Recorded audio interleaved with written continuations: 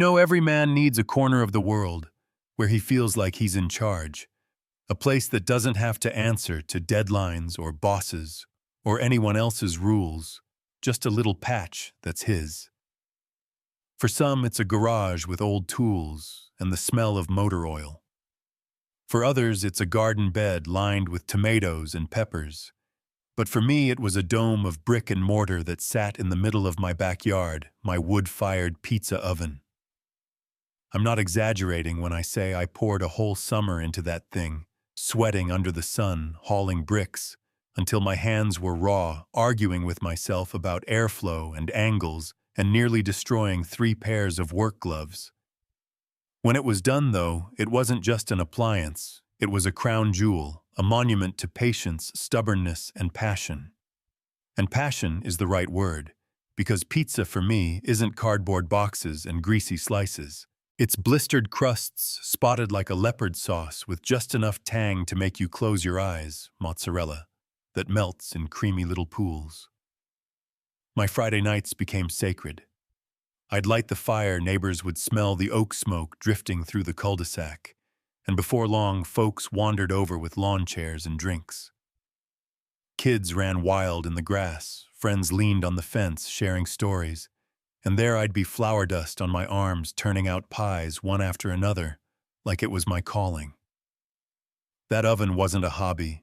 It was a hearth, a magnet pulling people together in a world that always seems to push us apart. But if you've ever lived under an HOA, you know that joy doesn't stay untouched for long. My particular storm blew in the form of Linda Carver, the new HOA president. She was the type who treated the role less like a volunteer gig and more like a throne. She rolled around in her little electric golf cart like a queen on patrol clipboard, and measuring tape always in hand. One evening, right as the neighborhood was gathered around my table, laughing and eating, she parked at the end of my driveway, lifted her phone, and started snapping pictures. No greeting, no smile, no conversation. Just flash after flash, like we were criminals caught in the act of enjoying ourselves. The mood soured instantly. Kids fell silent, neighbors lowered their slices. When she finally drove away, I knew something bad was coming. Sure enough, the next day an email hit my inbox. Violation notice. Unapproved exterior structure. Fire hazard. Smoke nuisance. $100 fine. Cease operation immediately. I read it 3 times, each word a dagger. Fire hazard nuisance. This wasn't some makeshift fire pit. It was solid masonry, safer than half the gas grills in the neighborhood. It was Joy Community Family. But to Linda, it was a target, and she had the power to make my life miserable. At first, I tried to be reasonable. I called her up, explained that I'd built the oven myself to exacting standards, and that the previous HOA president used to come over for pizza. She cut me off, cool as ice. Your feelings are irrelevant, Mr. Collins. It's an unapproved structure and a liability. The way she said barbecue when she referred to it, dripping with disdain like she was spitting on the hours I'd poured into it, it burned. I gathered my photos, my notes, even pictures of the neighborhood kids laughing with sauce on their cheeks, and I went to the next HOA meeting determined to defend what I'd built. I laid out my case calmly, logically, with all the pride of a man who knows he's right. Linda let me finish, then smiled that thin little smile and said, "And what happens, Mr. Collins, when a child burns themselves on your so-called community hearth? What happens when sparks set fire to Mrs. Elliott's rose bushes? This board is not here to indulge your hobby. We are here to protect property values." The board nodded along, uninterested, eager to get home to their TV shows. The vote was quick. Appeal denied. Fine increased. That was just the beginning. A week later, while I was on a Zoom call for work, a fire truck pulled up in front of my house. Neighbors peeked out through blinds. 2 firefighters and a captain walked through my yard inspecting the oven, like I was running some underground operation. The captain eventually told me quietly, "Between you and me, son, this thing's built better than my grill. But HOA bylaws, my hands are tied." And with that, he filed his report, and the humiliation was complete. Linda had staged the spectacle she wanted. The fines piled up. New accusations landed in my inbox, smoke complaints, nuisance violations, even when I hadn't lit the oven in weeks. Then came the certified letter from a law firm, thick, intimidating paper, warning me that if I didn't dismantle the oven, they'd seek a lien against my home. My home. All because I wanted to make pizza. I can't describe the weight of that moment. Sitting on the porch steps, letter trembling in my hand, I felt hollowed out, defeated. I told my wife Rachel I'd tear it down. She hugged me, disappointed but understanding. "Don't let that woman take your joy," she whispered, but I couldn't see a way forward. That night, unable to sleep, I sat in the dark scrolling through zoning codes, health department PDFs, dense legal documents that seemed designed to break people. And then buried deep in county regulations, I found a paragraph that felt like Excalibur.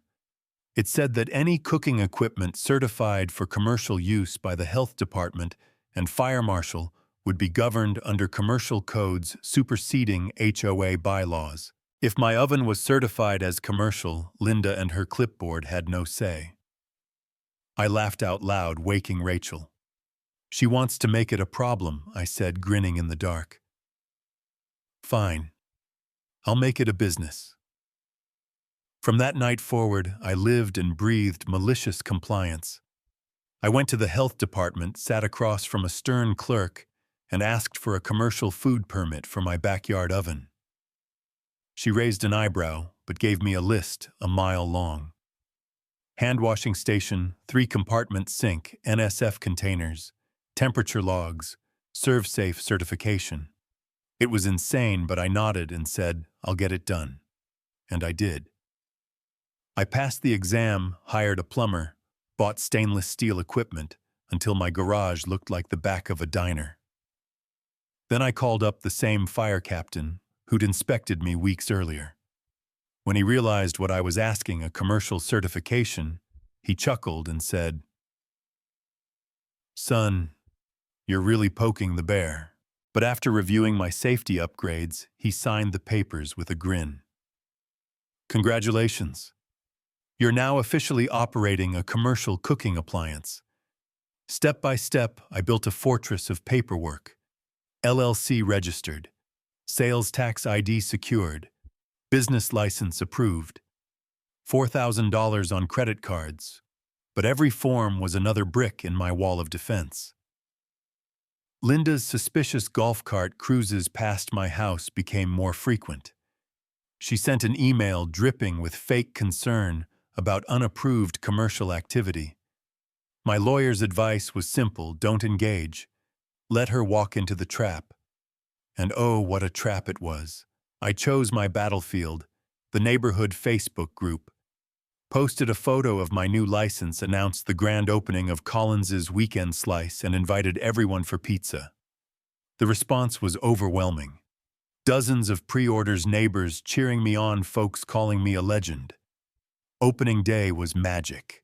The air smelled of oak smoke. My kids ran a lemonade stand by the driveway. Rachel helped with orders, and neighbors lined up down the street. At the peak of the rush, I saw the white golf cart followed by a police cruiser. The crowd fell silent. Linda stormed up, finger trembling, and shouted, "Officers, shut him down. He's running an illegal business." The officers turned to me, weary but professional. "Sir, we received a complaint. Are you operating commercially?"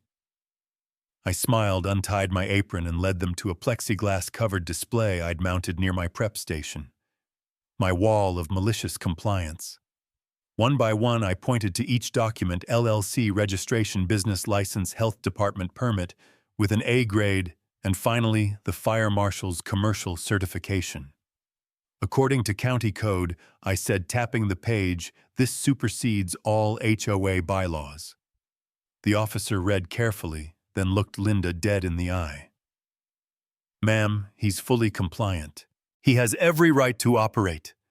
Please don't waste police resources again. The silence lasted a heartbeat before the crowd erupted in cheers. Someone clapped, then everyone. My neighbor shouted, "Viva la pizza!" Linda's face went from red to chalk white before she retreated to her cart and sped away. From that day forward, I wasn't just the guy with a pizza oven, I was the guy who beat the HOA. The weekend slice became a neighborhood tradition, paying back every dime I'd invested, and more. Eventually, the community voted Linda out of office in a landslide. The new board even passed what folks jokingly called the pizza oven rule, encouraging outdoor cooking structures instead of punishing them. And I learned something. The best way to fight a bully isn't by breaking the rules, it's by knowing them better than they do and turning them into your shield. My oven, once a target, became the heart of the community again, stronger than before. So tell me, what do you think? Was I right to fight fire with paperwork? Or should I have torn it all down to keep the peace? Drop your thoughts in the comments. I want to know, because in neighborhoods everywhere battles like this are happening, and sometimes the smallest flame lights the biggest fight.